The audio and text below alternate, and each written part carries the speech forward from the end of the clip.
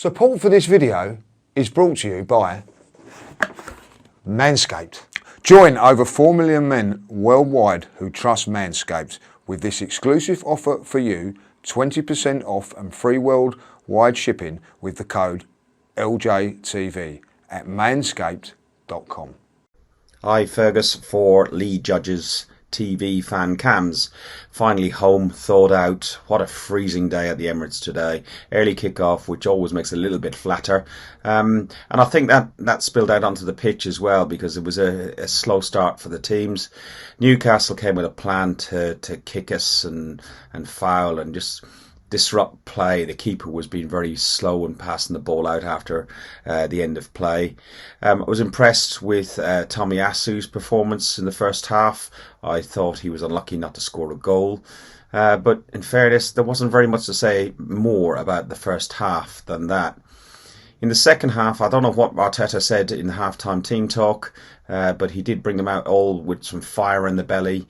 Saka and Smith Rowe seemed to be up for it an awful lot more.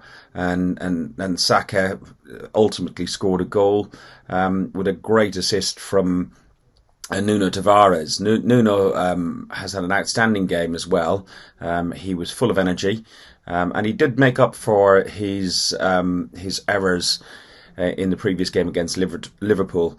And I think it's difficult to call who you would play in the next game against Man United, whether you would take him out and put KT back in again. So I think it'd be unfair.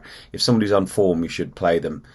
I was delighted. First of all, I was really upset to see Saka go down a couple of times with an injury and subsequently had to be substituted for Martinelli. I was delighted for Martinelli to get a game, and delighted to get a game again ahead of Pepe.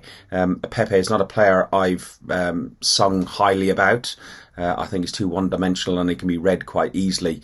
But Martinelli came on, and within a few minutes he's hit the back of the net.